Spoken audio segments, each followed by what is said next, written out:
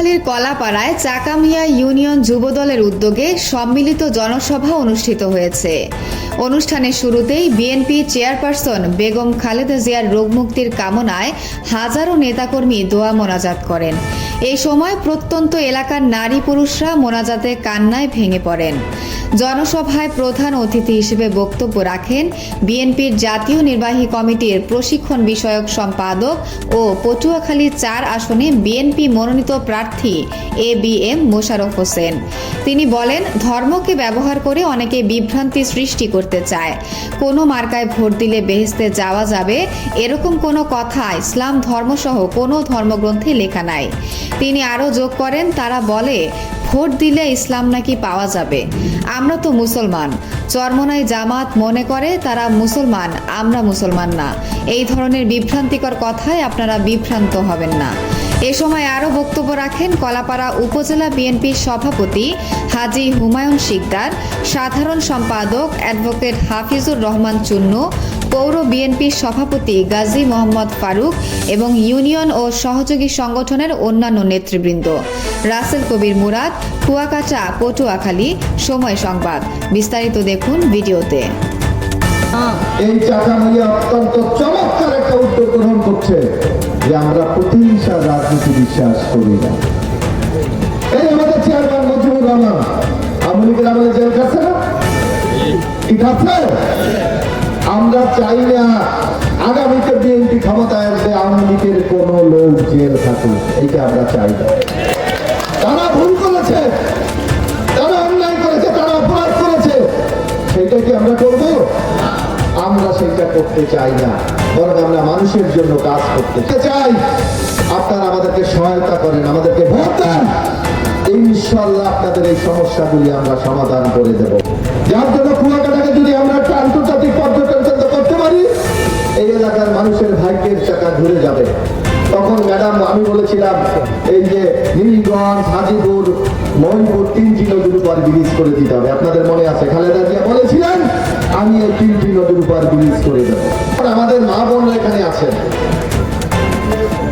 দেখবেন এই যে আগামীতে ভোট হবে না বাংলাদেশে, আপনাদের চাকামাইয়া যে ভোট হবে প্রায় 15,000 ভোট হবে, 17,000 ভোট। এর মধ্যে কিন্তু অর্ধেক কিন্তু আমাদের মা বোনরা। এই অর্ধেক মহিলাদেরকে, নারীদেরকে বাইরে রাখে একটা সমাজের কি উন্নয়ন সম্ভব? যার জন্য আমাদের নেত্রী বেগম খালেদা জিয়া দেখবেন এই নারীদেরকে শিক্ষিত করার জন্য উনি মেয়েদের শিক্ষাকে ফ্রি করে দিয়েছিলেন। স্কুলে গেলে কি আপনাদের মেয়েদের বেতন দিতে হয়? বেতন তো দিতে হয় না, বরং সবাইকে টাকা দেওয়া হয়, উপবৃত্তি দেওয়া হয়। এটা করেছিল আমাদের নেত্রী বেগম খালেদা জিয়া। আমরা যখন ক্ষমতায় ছিলাম প্রাইমারিতে মেয়েদের জন্য 60% শিক্ষকের কোটা নির্ধারণ করেছিলেন বেগম খালেদা জিয়া।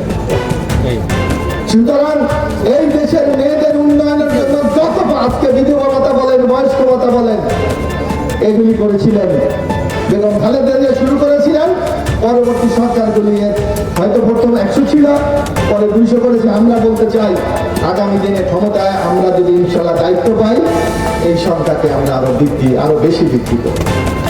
কিন্তু এখন একটা কথাই কলাপাড়া এসে আমি শুনি, এই আমাদের মা বোনদেরকে, আমাদের যারা ধর্মপ্রাণ মুসলমান, তাদেরকে বিভ্রান্ত করার জন্য কেউ কেউ নতুন নতুন ফর্মুলা দেয়, বয়ান দেয়। তাই অমুক মার্কা ভোট দিলে নাকি বেহেশতের দরজা খুলে আছে, আপনি ঢুকে যাবেন, এরকম কথা বলে না? আমাদের মুরব্বীরা বলে না? এখানে নিশ্চয় মাওলানা আছে, কেউ আছেন মাওলানা? কেউ আছে? একটু জানান তো, কেউ মাওলানা আছে না? ইসলামী ওই একজন আছে, দাঁড়াইছে। আমাদের যারা আমরা মুসলমান, আমাদের মুসলমানদের আল্লাহর যে নির্দেশ রয়েছে, রাসূলের বাণী রয়েছে এবং আমাদের পথ নির্দেশের জন্য কোরআন হাদিস রয়েছে। এর কোথাও কোন মার্কায় ভোট দিলে বেহেশতে যাবে এর কোন প্রমাণ আমাদের ধর্মগ্রন্থে নাই, হাদিসে নাই। কি আছে? তাইলে ওনারা কিভাবে বলে? আজকে বড় আমি একটা মাহফিল শুনছিলাম, বলছে ভোট দিলে ইসলাম নাকি পাবে। আমরা কি ইসলামের বাইরে নাকি? এই চরমনাইরা জামাত ইসলামরা বলে যে ইসলাম পাবে, তা আমি মুসলমান না, আপনি মুসলমান না, তাহলে ইসলাম পাবে মানে কি? অর্থাৎ মানুষকে বিভ্রান্ত, ওনারা মনে করে ওনারাই মুসলমান আর আমরা কেউ মুসলমানের মধ্যে পড়ি। এই ধরনের বিভ্রান্ত করে আপনাদের কাছে ভোট নিতে চায়, এইটাতে আপনারা বিভ্রান্ত হবেন না।